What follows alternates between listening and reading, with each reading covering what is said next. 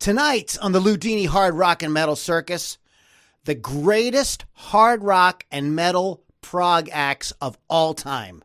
Want to know what they are? Stick around. You're listening to the Loudini Rock and Roll Circus, changing rock history one podcast at a time.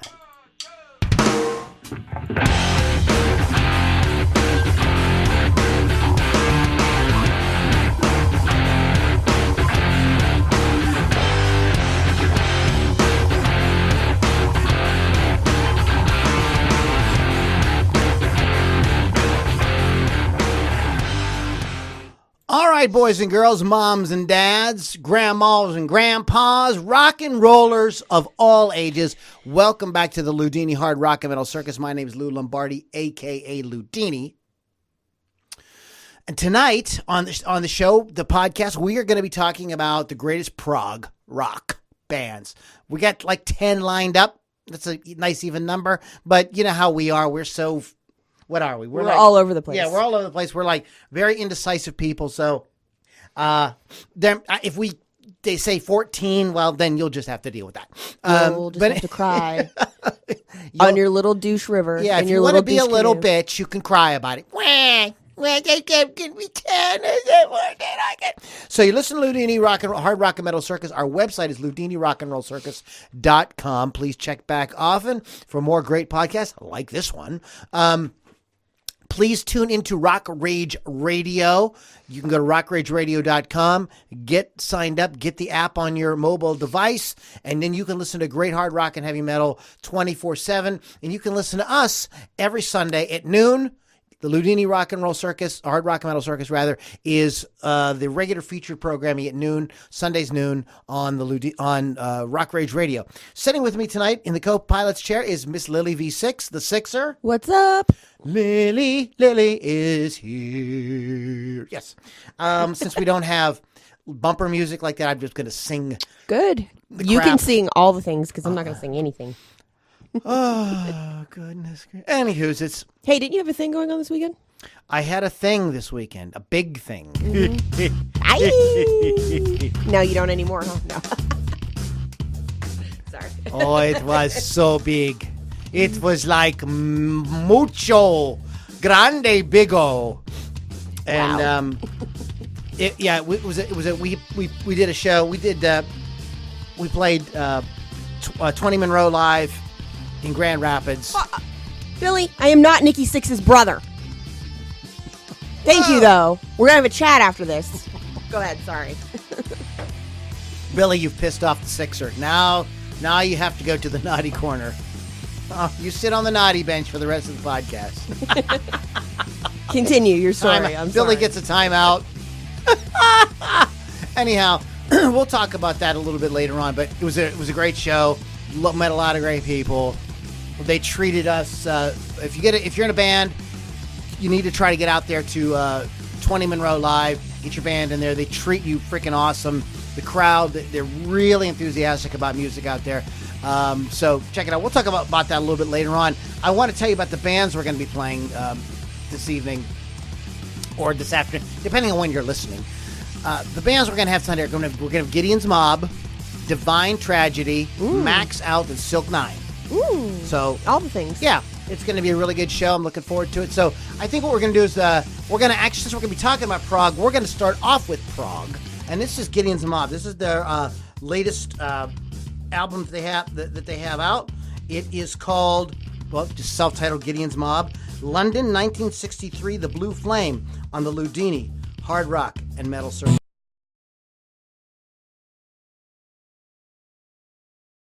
Okay, Gideon's Mob on the Loudini Hard Rock and Metal Circus. I'm going to go ahead and give you their website. Brand new record just released this year. I think maybe just a few weeks ago. GideonsMob.com. Check them out.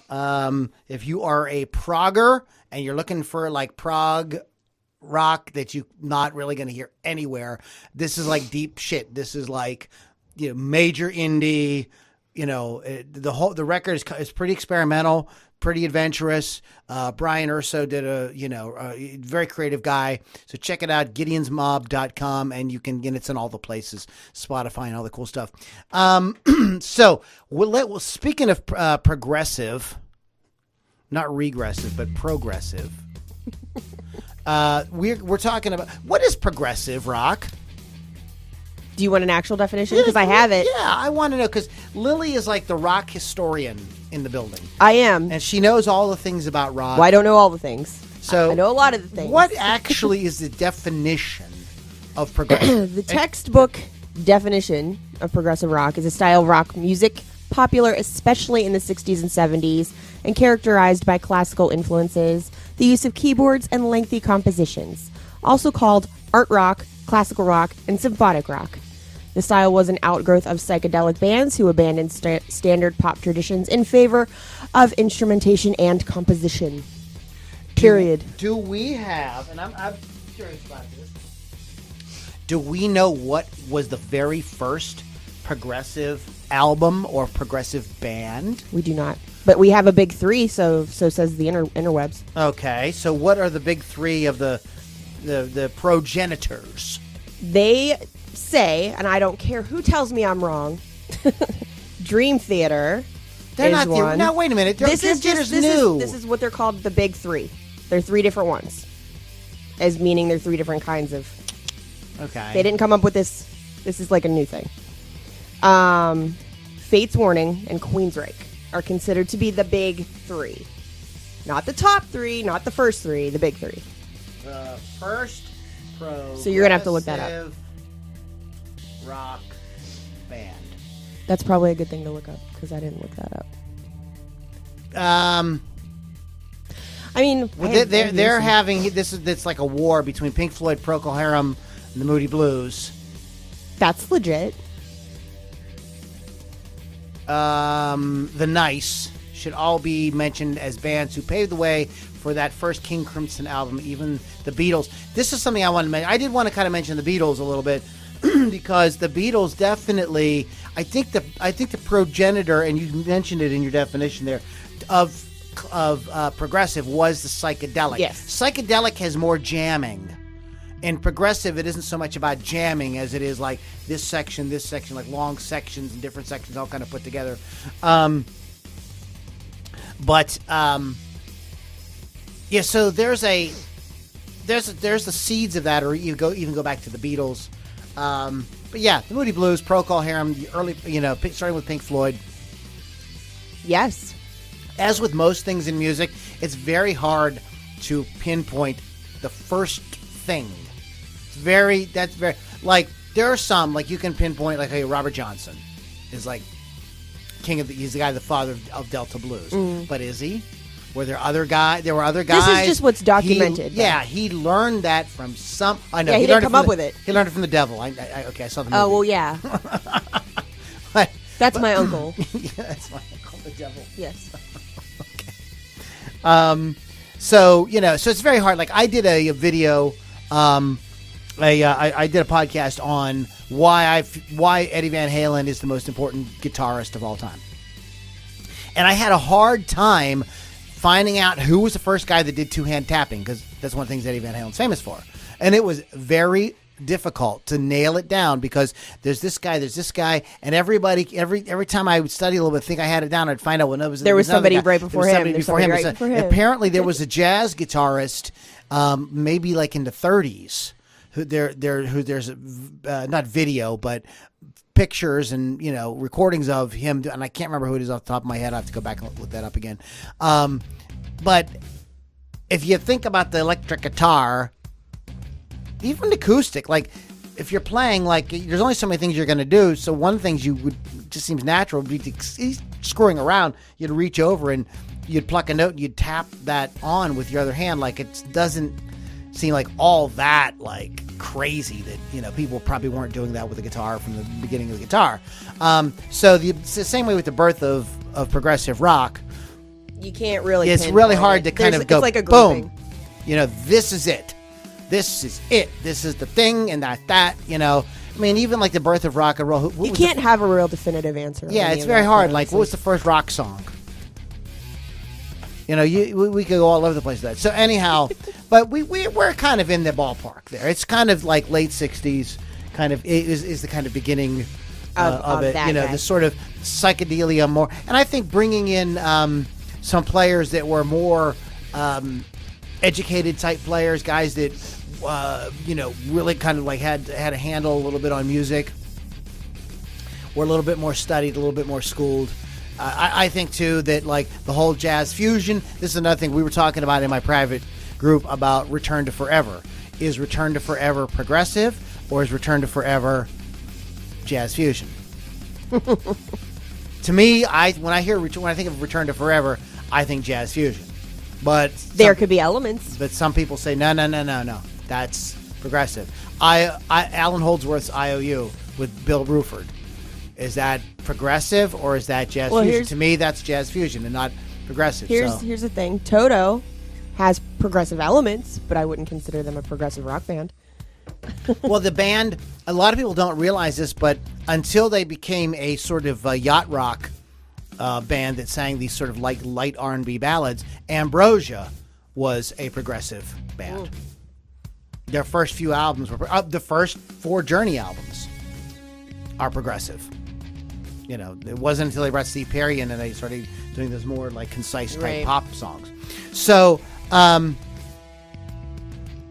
so there is a lot to this definition. Here's something else I wanted to talk about before we started getting into the big countdown here. Why do you ever notice that progressive really takes a lot of shit from critics? I mean, they get like. They are so like, I mean, they just beat the fuck up in the press, man. The ones that I was reading about, most of them have critical acclaim. Now, my opinion is I'm not really a big fan of progressive rock, as you guys know already. And my reasoning is because I just get bored with it, quite honestly, and I'm not even going to get into Rush. But everything that I've read has been pretty positive, so I don't know what the negative things are. So I think they don't get too bad of a rap. Yeah. Like, you know, here's a question, you know. Now, there were some bands with big pop hits that are listed as progressive, and I don't think like ELO, like I don't consider them progressive. That was on a big list of them, and I didn't consider. I'm like, I don't really consider them. There's elements, but not. Yeah, they have like, you know, they did some like it was the 70s, so you know that was when everybody was putting like weird interludes and opuses and stuff like that in between the songs. But essentially, all the songs you know by ELO are "Don't Bore Us, Take Us to the Chorus" type songs, right? You know, yeah. Turn to Stone, I turn. You know, Don't Bring Me Down. I mean, these are all like pop, straight up pop tunes. So you know, Jethro, the band that I forgot about as progressive is Jethro Tull. I mean, but here's why I always thought of Jethro Tull. Jethro Tull to me was always Black Sabbath with a flute. I always thought it was folksy, but that's on my list. Yeah. Oh no, yeah. I mean, they're definitely, you know, one of the you know, founding bands of progressive rock. Very important progressive rock band. But I do remember, you know, a lot of these bands, you know, it just seems to me like the Rolling Stone and these different, you know, the Lester Bang types. Kind of go more for this sort of singer-songwriter, indie pop, punk type bands, and any bands that can actually play a lot of times get crap. I have a question for you about Queensryche. What about it? Okay. To me, Queensryche is not progressive. When I think of them, I think of, listen, Jet City Woman. I think of Be the Best I Can. I think of Silent Lucidity. Like, to me, those songs don't sound progressive. They just sound like rock tunes. I mean, I practically have Empire memorized. There's like one of my favorite albums of all time. But I'm not... Now, I don't know Mind Crime as well. Now, I understand that Mind Crime is a kind of like the wall kind of album. That's, yeah. I want to go see Jeff Tate's Operation Mind Crime when it comes to town because I do actually want to experience that, even though I'll probably fall asleep, let's be real. But yes, Queensryche, I would consider progressive, but that's because of that era of the music. Okay, so can you still be a progressive band and like not do some progressive records? I think so. Because there's at least two on the list that I have that. And what about some of the early Metallica stuff that has all these different, like, even a song like One by Metallica? Well, anybody can have the elements, but they're obviously heavy metal. Come on. But there's like Sepultura is considered like a progressive metal band. That's true. And I don't know. Fate's Warning has is a heavy band. I mean, they've got they're definitely they're the heaviest on the list. Of course. So, and Dream Theater as well, but Dream Theater is definitely progressive. So Dream Theater. I don't know. A lot of of course, yeah, Dream Theater. Yeah. Well, there's a Rolling Stone poll, and I'm just going to kind of run these down real quick here. There's also a lot of bands I didn't realize were considered progressive because, quite honestly, I'm going to tell you, I like I said, I don't know much about progressive. I did a lot of research for this podcast because I don't really listen to it a whole lot. So I had to get the definition of what it was before I could make my choices. And I didn't realize that some of them on my list were actually progressive. So I'm not going to lie about that. That's all right. That's all right. This is from July 20th of 2011. Rolling Stone readers poll the best prog rock bands of all time. Number 10 is Dream Theater. Number 9 is Mars Volta. I like that name, Mars Volta. I don't even know who that is. What? No. Oh God. Tool. You know Tool is. I know. Right. I've seen Tool. Emerson. Number 7 is Emerson, Lake and Palmer. Number 6 is Yes. Number 5 is King Crimson. Number 4 is Jethro Tull. Number 3 is Genesis. Number 2 is Pink Floyd. You never guess number 1. Oh, and we won't ever guess who number 1 is. Well, this poll wasn't even close. Rush won by a landslide, but this couldn't come as any surprise. The Canadian trio have perhaps the most intense, enthusiastic fan community in all of rock. I think that out of all the progressive rock bands out there, I mean, they're kind of the most enduring. I mean, yes, King Crimson is, they still get together and tour, but they not have the impact decade after decade after decade and playing like, I mean, Rush is, that R40. If you see the DVD, I mean, they're playing to like 20,000 people, 30,000 people. I've seen Rush. Rush in Rio, it's insane. King Crimson and those type of bands aren't even Dream Theater. Shall we go to the theater later? Is not play. Doesn't play to those kind of audiences. So they are kind of unique in that sense that a lot of progressive bands have kind of gone away and come back. Yes went away and came back a couple of times. King Crimson went away and came back. Genesis went away and came back. But Rush has been like boom, boom, boom, boom, boom, record. And consistent lineup with the exception of the first album. It's been a consistent lineup. So you have to kind of give the devil their due on that aspect of it. But we're going to get into our top 10 here in a minute. What I'm going to do is I'm going to play another band first. Then we're going to come back and we're going to jump into the top 10 progressive rock and metal bands of all time. This is a band called Divine Tragedy, When Civilization Falls, on the Loudini Hard Rock and Metal Circus.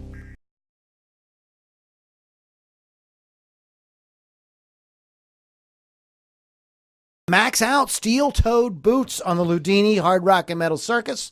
And I think it's maxxout.com maybe. What is it? Maxxout. Maxxoutband.com. Check them out. We opened the show with Gideon's Mob. You can go to gideonsmob.com, and then we had Divine Tragedy in the middle there. Facebook.com/Divine Tragedy Metal. We are going to close out the show here in a little bit with Silk Nine, their new song. We're big fans of Silk Nine here in the Loudini Hard Rock and Metal Circus. They're great. They are great friends of the podcast. And they just good guys, just all great around. Band. Yeah, good guys, great band. Put on a great show. So we talk about them here in a minute. So Lily, gonna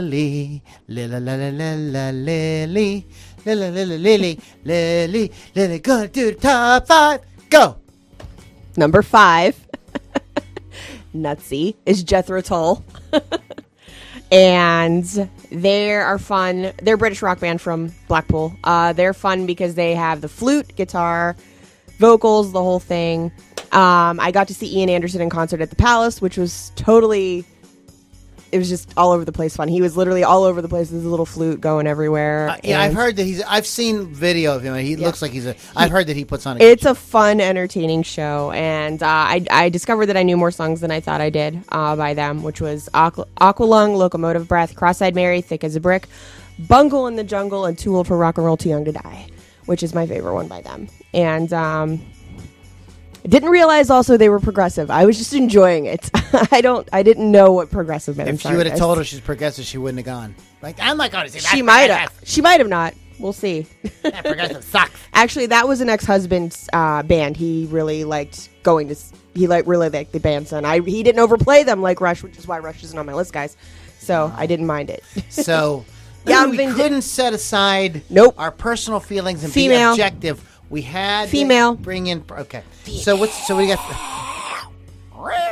So what do you got for number 4? I have number 4 as Yes. No.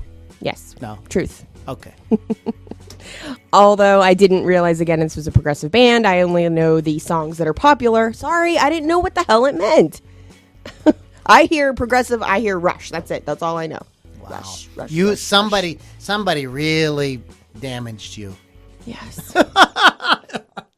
He was know what I listen to. Abused by Rush. You know what I listen to. This is not Stop using Rush as a weapon. Shame on you. Anyway, this band has won all kinds of awards, Grammy nominations, 1985 to 1992, inducted in the Rock and Roll Hall of Fame 2 years ago. The songs I know and like are Roundabout, Owner of a Lonely Heart, Love Will Find a Way, and Changes. Those are the songs I know and I like. But yes. And they are coming to town this year, by the way. Heart of the Sunrise. With Asia. Long Distance Runaround. The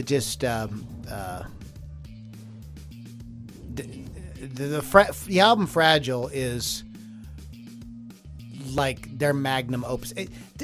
All these progressive bands, I think, have an album that really kind of like just really comes together. Yeah, when I was reading it seems that's I think for Kansas, it's Leftoverture. For Rush, it's Moving Pictures. For Yes, it's Fragile. They all have that one record where like it just everything really. I think for Jethro Tull, it's Aqualung, where the things just kind of like everything just worked. It's difficult music, and it's difficult to get right. It's easy to screw up because you've got to so many things have to come together to really make it really, really work. Especially bands like Yes and Jethro Tull and Kansas, where they're playing these longer pieces that have all these different sections and everything. And it's very easy. If you've got one section of the song that's like... Would you consider Chicago? Then it kind of falls apart. Progressive? Is Chicago... Who said that? I'm asking. Myself, I'm asking. Would you consider them think that they had... On their earlier records, definitely had stuff that was progressive. Okay, because, I just remember them having very lengthy compositions as well, so I'm just thinking, does that fall under that, or is that just another sort of pop band? I didn't know. So I was asking definitely, myself. By the 80s, were like, hard for me to say I'm sorry. That whole, like... Peter Cetera. Yeah, that whole, like, totally pop stuff. But, they experiment. They were more experimental earlier. But it's difficult to do, and it's really easy to screw it up. I mean, it's like one of the easiest things to do is to be a bad progressive band, because like it's just we got this, guys. Let's be a parody. Yeah, you really just you got to really know what you're doing to even attempt that. So when a band like Yes does an album like Fragile, which is amazing record, even though Yes is not my favorite progressive rock band. It's like kind of a miracle that works, So, and so I really have a lot of respect for acts that can really pull that off really, really well. And some of these bands have had a couple of records. Kansas, Leftoverture, and Point of No Return are like kind of sister albums of each other, and they're both very, very, very good. They did the progressive thing. Later on, they started going to more condensed type songs, more straightforward 3-4 minute type tunes. But those two records right there are kind of sister albums of each other that, they do the progressive thing. They really nail it. So what do you got next? What's up next on your list? Sorry, My number 3. That's okay. My Top number three. 3 is Queensryche, another American progressive heavy metal band formed in the 80s. They did not gain notoriety until Operation Mindcrime in 1988. They still continue to tour to this day. If I could talk, that'd be great. I feel like they're sort of underrated, though, because they always seem to be like an afterthought on lists of different things, and I don't know, sort of an underrated type band in my opinion. But I do like Silent Lucidity, Eyes of a Stranger, I Don't Believe in Love, Queen of the Reg, The Lady Wore Black. Those are my favorite songs by them. Okay, and it's number 3. Who's your number 2? My number 2 is Genesis. Lily's going to do a number 2. Yes, maybe later. English rock band formed in 1967. If you don't know who Genesis is, then I'm not going to explain it to you because you need to smack yourself in the head with a tack hammer. However, I discovered that I don't necessarily like Peter Gabriel Genesis. I like Collins Genesis. Well, that isn't progressive. I know, but I'm sitting there The looking. Peter Gabriel Genesis is the progressive stuff. Again, their magnum opus. They're like, is Lamb Lies Down on Broadway. That album is their big, yes, record with Peter Gabriel, where yes. they really kind of all came together. That is one of those bands that was way too noodly for me. Like, I really, honestly, when they dropped the progressive thing, it became more like a pop band, brought in more like R&B type stuff. I like that so much better. That I just don't think it was progressive, but it was not rock. It was just something else. I just didn't like it. Sorry. But I think it's pretty bomb that they not got rid of Peter Gabriel, basically quit, and then their drummer took over as a singer, and they still were freaking amazing. They were like huger. Like Phil Collins transformed. I think that's pretty awesome. It is awesome. I totally agree with you. Even though I discovered I did like Phil Collins better. They just dropped the progressive thing. So that's number 2. What do you got for number? I'm curious. What do you have for number 1? Pink Floyd. Okay. Oh, thank God. I thought you were going to say Bumblefoot or some crazy thing. Pink Floyd is going to be. I'm going to say this. Rush should be my number 1. We're going to get letters. Go ahead. I only don't like Rush because it is sort of like a thing with my ex-husband. However, I did go see 2 concerts. I did enjoy them, but they're not going on my list. They would be number 1 if that wasn't a thing. However, Pink Floyd is fantastic as number 1. They've been around since 1965. They've had several lineup changes, so has the other bands, or a lot of the other bands. And, I mean, they sold over 50 million copies of Dark Side of the Moon alone, worldwide. I mean, they're pretty awesome. Their shows were awesome, very colorful and fun, and, they've had... Oh my gosh, what are the ones that were awesome? Dark Side of the Moon, Wish You Were Here, Animals, The Wall, The Final Cut, lots of fantastic things. And I have 75 songs written on here for my favorite songs. So I think that Pink Floyd, like Rush, is one of those progressive bands that just consistently put out really good records. They just every time they went out and they got together in the studio, they usually came up with something really, really cool. Rush and Pink Floyd are 2 bands that I can actually listen to the records and not have to change the songs. So. And again, it's, like I said, it's very difficult music to do. What's interesting about Rush is that I think kind of puts them in a class all by themselves, is that they were able to be progressive even when they were playing shorter songs. Like, if you had a good example, a song like Tom Sawyer is a crazy tune. There is no song that sounds like Tom Sawyer before or since. It is it's like in a genre all by itself. It sounds like it sounds like it was made by aliens. It's like crazy. Nobody can, what the fuck is Tom Sawyer? It's insane. It's it is just one of those songs. It's but it's a pop song. I mean, it's progressive, and they do all these cool little things, and they do all these different parts just like a progressive tune, except somehow they whittled it down to I think Tom Sawyer's 4 minutes. I mean, it's not like the side 1 of 2112 or something like that. It's they really, and I just feel like that is such an amazing record. I just don't feel, and I love, and I think they did great records after that, but I don't think that they did another record where they achieved that thing musically, where they were able to somehow retain their progressiveness. It seems like on their other albums, when they played shorter tunes, they sounded more like a straight-up rock band, like Distant Early Warning and Time Stands Still and Cold Fire. And those are great tunes. They're great up, just rock tunes. They're not really progressive, but somehow on Moving Pictures, they were able to do this. I mean, they have a hit song that's an instrumental. There's very few hit There's hardly any instrumental. We could do a podcast on like that. There's probably 10 hits that were instrumental over the years, and YYZ is one of them. That in itself is a massive accomplishment. Okay, and look at the kind of tune it is. It's crazy. That's another song that sounds like it came from outer freaking space.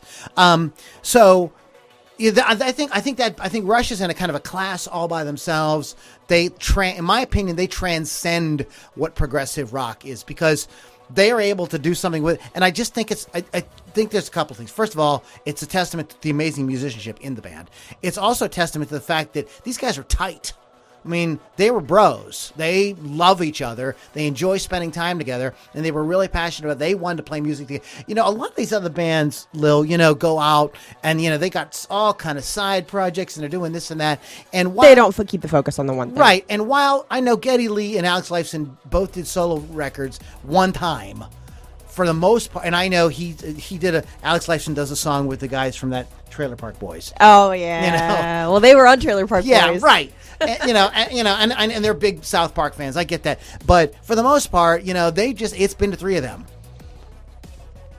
So I think that that goes a lot into that. And I think the same way with Pink Floyd.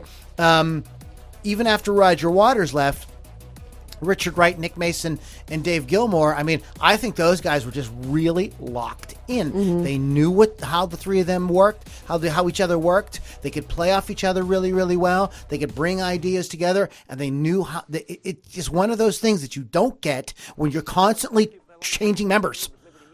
You can't do that. It doesn't. No, you can't. It's not going to be. You have to have that. And it's not going to flow. It's not going to flow. You're not going to have the kind of consistency of great music, album after album, decade after decade. So with Rush kind of being in a category all by itself, if I had to pick my top three progressive bands are Pink Floyd, Kansas, and Rush. Although I really want to put Kansas number one for kind of like you, like personal reasons. Kansas was a band that there was one of those bands that changed my life. Mm-hmm. They just, when I heard that band, they blew my mind completely because of the fact that they were progressive and they were so rock and roll at the same time. They had that a lot. Like if you listen to all the breakdowns and all the jamming and stuff in Carry On Wayward Son, it's got that swagger. Mm-hmm. You know what I mean? It's got that rock and roll. They're playing, those riffs are all real sassy and kind of almost like an Aerosmith. Kind of grooves, going on that. The 2 guitars playing off each other, and you don't hear that in Rush. I love Rush. You don't hear that in Rush. You don't hear that in Pink Floyd. No, there's none of that in Pink Floyd. The closest time, and this is the cool thing about Pink Floyd, is they have a disco song. Which Another song? Brick in the Wall Part 2 is a disco song.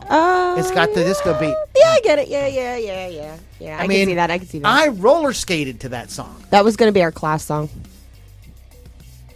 It's and that's got killer guitar in it as well. So those would probably be my top 3, with maybe Yes, number 4, because I was a Steve Howe was a big influence on me, and the Fragile album that was another one seminal. So are you picking Kansas as your number 1? I would love to pick Kansas as but my you number can't. 1, but I just feel like I kind of have to give it to Rush just because Rush is Rush. My thing with Rush is and Kansas did a bunch of stupid stuff afterwards. Like they got a whole thing because a couple of guys in the band got religious, and it kind of pulled the band in weird directions, and they lost their groove. Rush is just way more consistent, record after record. There's something I like on every single record that they've done. Every single record, I don't know how many they've got, 9,000 albums. They did a record of covers. I think I knew that. Where they did just songs that they grew up listening to. They play Heart Full of Soul. Yeah. He's and they sound cool on it. It just, so I would have to give it to them. But my history with progressive rock is really, it was Kansas that was the band that opened the door for me for progressive rock. And then, yes, Pink Floyd. And Rush, I was a little bit of a holdout on. I don't know why. I just was a little bit of a holdout on those guys. So in any case, that would probably be my top ones right there. What are your favorites? Do we have any comments you want to talk about with the audience? Oh, let's pull all these guys up. Because we have been jamming here. Jam out with a clam out. Billy Altman says yes. Darth Martimus Rathbrun says yes. Dave Krzwicki says yes. I'm going to say your name wrong. So glad you're pronouncing these I'm names. sorry. Let's see. Somebody likes my outfit. Jero said Meshuggah. Oh, yeah. That's a cool band. Is that I progressive? just feel like that's more heavy metal and not so much. They remind me more of. And you know what? Speaking of heavy bands, I want to say real quick, we didn't really touch on the real heavy No, we didn't. progressive bands like Sepultura and bands like that. You know, we didn't get. It's just, this is a bigger genre than you realize. Yeah. Well, I thought this was going to be like. No, And then we talk a Lily's lot. like, well, what about this one? What about that? I'm like, shit, Sorry. I didn't forget about those bands. I think Meshuggah is more like Megadeth. I don't think they're necessarily progressive, but Sugar. anyway, Tool said by Don't Jeff be such a tool. Krajnak. Yeah. Balls deep. Somebody said. Get a balls deep shirt. Hit me up. Everybody should get one of these. Everybody seriously. needs a balls deep. Ball deep. Somebody said, Charlene McLean said Hollywood Undead. Not really going to agree with that. Hollywood Undead. It's not like the Hollywood Vampire. No, it's a different band. Okay. Somebody's going to call me. Great. Okay. Call Dream Lily Theater at 8675309. Jeff DePerna said Dream Theater, definitely progressive. He'd also say Rush. Crash McCracken, yes. Jethro Tull and Genesis. Also Kansas. Jeff DePerna, yes. Jeff DePerna, Queensryche. Operation Mindcrime. Snooty Heemskirk, King Crimson, which we did not talk about at all. I want we to talk did. about King Crimson once you're done. After I want to talk about it, I'm going to give you a little spiel on them in a minute. Go ahead. Yeah, because you need to give that spiel. Michelle Weck, Rush Tool, yes. Jethro Tull. What about BTO? No, you're wrong. Sorry. Bachman Turner. Come on. You guys, come on. You're making me look bad here. I thought I trained you guys better than that. Bachman Turner. Not progressive. They're Canadian. Chris Thunderwolf Dotson was the last one to comment. What about 38 Special? Drummers and 3 guitarists, but a little bit southern. Chris, I love you. No. Chris, you're like our original fan, and I loved the shit out of you. And you're a top fan, according to Rock Rage Radio. No. No. King Special. Crimson is another one of these bands that they did Court of the Crimson King, which is I'm surprised that's not on your list. which is a cool jam. They're a cool band. I love the musicianship, but I personally, other than the album Discipline and Court of the Crimson King, I never felt like the songwriting was there the way that like Dream Theater in these bands, like they're amazing musicians, and I got to see them live one time. Just absolutely killer band, but I just don't hear the. So I mean, we could say a guy we haven't talked about. Nobody mentioned Frank Zappa. Well, on the list on Facebook they did, but I don't know. I don't. I'm not a fan, so that's why I never listed him. Yeah, I mean, I love Frank as well. I see in my mind, I think of him as fusion. I don't know why. I just put him more in the jazz because to me he's like beyond progressive. He did a lot of things. Yeah, he did a lot of things, and he did. He has jazz albums. Make a jazz noise here. He has those Shut Up and Play Your Guitar albums, and Son of Shut Up and Play Your Guitar, which are this. I mean, I don't. Yeah. To me, it's way beyond. When I was reading about him earlier, and it didn't feel like it didn't really mention a whole lot about progressive. It mentioned experimental because definitely he was experimental with a lot of different things, but I didn't see the progressive in it. Well, there's the whole thing where with all these things, where there's always overlap. So there's an overlap between fusion and progressive rock. Right. There's an overlap between psychedelia and progressive and fusion. You know what I mean? It's like there was a lot going on with yeah. it. So this is one of those topics where I really wish Keith would have been here, because I think that he could have brought a little bit more clarity to it. It's just a very big. It's a lot bigger genre than you realize. Yeah. It really is. Yeah. I mean, a song like Bohemian Rhapsody technically is progressive. That's on a lot of lists. Queen was on the list, so it's probably wise because of songs like that. That is like completely, experimental, progressive. Multiple sections. This is a really good example of a song like Tom Sawyer, where it's in a class all by itself. Like, there's no other song like Bohemian Rhapsody. Right? Not at all. No. You know what I mean? There's nothing else. Nobody ever did anything like that before or since. It's completely in a class by itself. That would be a fun podcast. 20 songs that are like completely in a class by themselves. You cannot really. And I think Bohemian Rhapsody and Tom Sawyer would definitely be on the list of those songs that are just like, well, what the hell is this? It was huge. People loved it, but it's like, what is it? What is this? I don't know what this is. Twat? Twat. Twat?